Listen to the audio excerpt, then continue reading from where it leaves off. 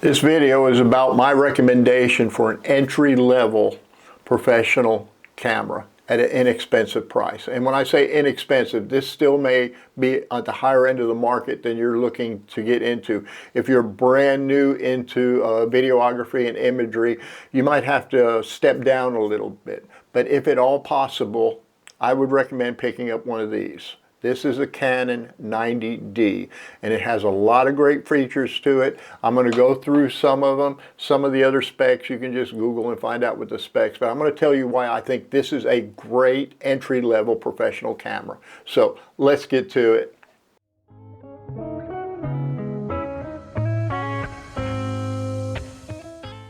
Well, I hope that if you are looking to get into professional type imagery or videography or photography, that you might consider this Canon 90D. It's a great camera. It's a little bit on the heavy side. If it's something that you're going to be lugging around constantly, you'll want to have a strap to take the weight. Have a battery pack on this one, so it's even heavier than normal. But it's a substantial camera. It has some weight to it. It's a fantastic camera, and I'm going to talk to you about some of the things that I like about it. You can go look at all the specs, and it does a variety of different things. As a matter of fact, to show you the amount of things it can do, here's the, Canon EOS 90D for Dummies book, and it's got over 330 or 40 pages in there. Now, don't get me wrong, some of the information in there is talking about basic photography techniques and what the terminologies mean. But other than that, this camera does so much. It's got 300 pages worth of instructions to it easily. It is a mirrored camera, but it will shoot the 11 frames per second, which if you're doing wildlife photography or sports photography, you're probably going to get the shot you want with the 11 frames per second. I understand the new mirrorless cameras can get you up into the 50 and 60 and 70 per second. I personally don't want to look through that much imagery to find my shot, and I think you will catch what you need with the 11 frames per second. The articulating screen is really nice to have, especially when you're turning the camera around and you want to view yourself on the screen. There's times where you're on specific angles and the articulating screen works very well with the live view. Right now this video is being shot with a Sony 6100, so the screen doesn't articulate to the side, it just comes up to the top. And even though that's good that it can do that, if you put anything on the hot shoe on the top of the camera, it will block the view of the screen. So that's a little bit of a problem in that circumstance, and having the screen articulate to the side is a really good thing.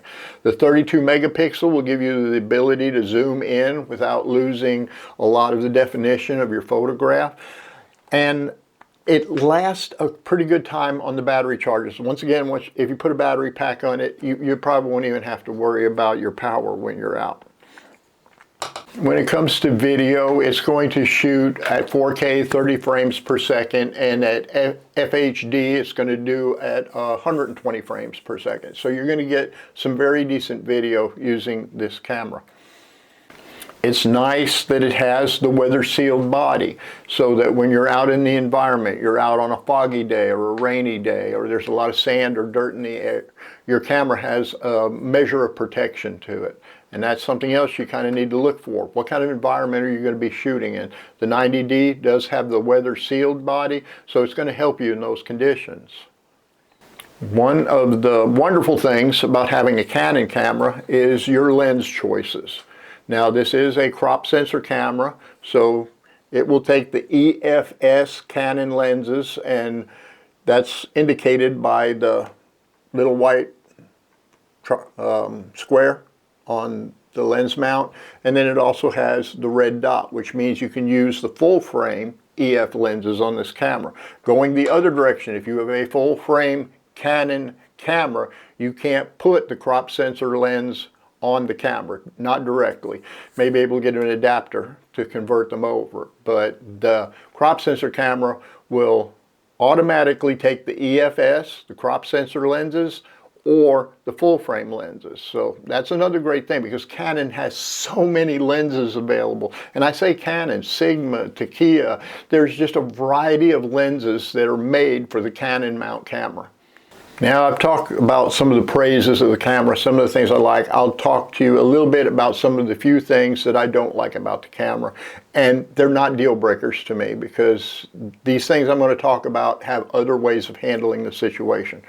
For one thing, the camera body, the 90D, doesn't have internal image stabilization. But of course, you do have that on some of the lenses that you attach to the camera, but there's no internal stabilization in the 90D. Another thing, as I've already mentioned, it's a little bit on the heavy side, so there's a little bit of weight to it, and that could be a situation, unless you're shooting on a tripod or a gimbal, something that's holding that weight so you don't have to. Another thing that I would have liked in the camera, and this is more of a software thing, the camera will do focus stacking, which means that when you take a picture, if you want something entirely in focus, you do have to understand that there is something called depth of field. Depth of field is the range where things are kind of in focus, but a camera will focus on a specific plane. So that is completely in focus, and then your depth of field is just a variation of things that are kind of in focus, and then once you get out of that depth of field, things get blurry. And sometimes that's the effect you're wanting. You're wanting some sort of blurriness to the background. But if you want a photograph that is truly crystal clear from the very front to the foreground, I'll try to put up a picture of a flower to give you an example of what you do in focus stacking. Is you will take a picture at the closest point, you will tell the camera how many increments that you want it to take more pictures, and it will automatically adjust the focus to those different steps to infinity, and then you can compile those pictures together and it's a crystal clear image. Now, the camera will do focus stacking. It will take those individual photographs, but it won't compile them on its own into the one. So you have to do that in a third-party software where you can put all the pictures together and get that imagery.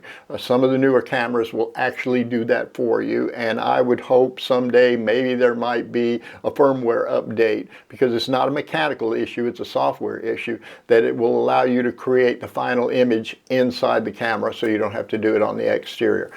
Other than that, I think as an entry-level professional camera, you're going to find that there are so many attachments for it, there's so many lenses for it, there's so much usability in this camera that it's going to be a good fit for you. When it comes to price, these cameras have held their value very well. They're older model cameras now, and because they have a mirror system in it, people are a little, they're searching for the mirrorless cameras, lighter weight, normally faster shutter speeds. The price has actually started to come down on these, and I'm of course talking about entry-level professional camera. So you are going to have to spend a little bit of money to get something like this. I would say the camera bodies right now, without lenses or a bunch of accessories, will run you anywhere at this time between $500 and $800, depending on the shutter count of the camera, depending on the usage that's been, the condition of the camera. So it is a very inexpensive entry-level option, and if this is in the ballpark of what you're looking to start your imagery, to start your videography, this is a great camera to have. So to wrap it up, entry-level professional camera, I'm going to recommend the Canon EOS 90D. It's a great all-around camera. Once you learn the features that you need to do your imagery, you're going to be very, very happy with it. So I hope this information was helpful to you. And if you wouldn't mind, please like, share, and subscribe. I appreciate every subscription I can get. Just go ahead and hit that subscribe button. And once again, I hope you have a great day.